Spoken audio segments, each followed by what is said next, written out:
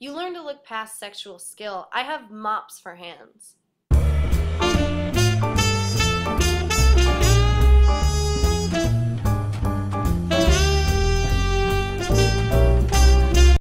Jesse writes, Dear Brittany, my arm was broken in 2012 while cycling home from work.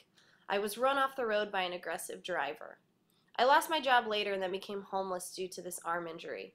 After lengthy surgeries and even lengthier recoveries, it finally has been fused back together, but earlier this month, a tendon ruptured in my hand. So you see, this issue still plagues my life.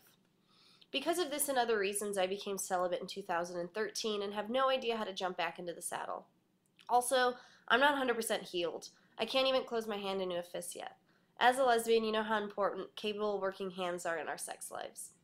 I'm afraid I won't be able to perform with such excellence as I once could. This injury has consumed the better part of my 20s, and it scares me away from moving beyond flirting. There is a difference between sex and romantic love. If you're just looking for someone to have sex with, yeah, I suppose it will be slightly difficult to get out of your insecurities. Your sexual partner that you don't have a romantic relationship with or anything beyond sex with doesn't want to hear about your career struggles, doesn't want to hear about your fight with your best friend, and certainly not your insecurities. I have to shave my upper thighs so frequently that I'm sometimes afraid to sleep with someone new because I'm so insecure about that, and that I'd have to explain that. But when I'm with someone that knows that, like when I'm in a relationship, they don't care about that. They make me so much more comfortable in it, and it's not even a big deal.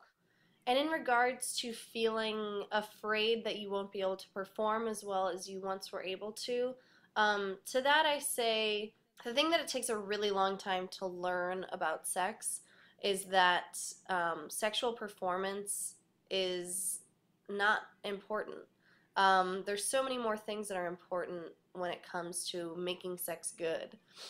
Making sex good, chemistry, if you have passion with the person, if the person makes you feel comfortable in your own skin, that is probably the most important thing on the planet.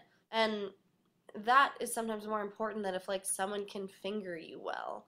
There's so many other moving parts to sex and what can make sex really good other than doing really quick Morse code on someone's clit with your hand.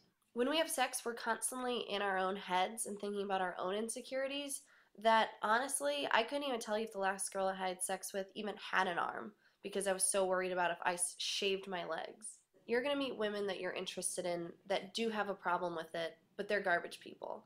You'll meet women who don't have a problem with it, but you won't be interested in them, but you'll feel like you should be interested in them because you just dealt with garbage person. You'll meet women that are interested in you and that you're interested in, and they won't have a problem with it. And find someone that's worthy of your love and of your sex that isn't going to view your physical ailment as a burden. They're going to make you more comfortable with it, more than you ever thought that they would.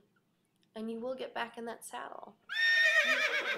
And it's horrific that you got fired from your job, that you were homeless at a point because of your injury, but I think love should be the least of your worries because it'll see beyond that, especially when you find someone that's worthy of your love.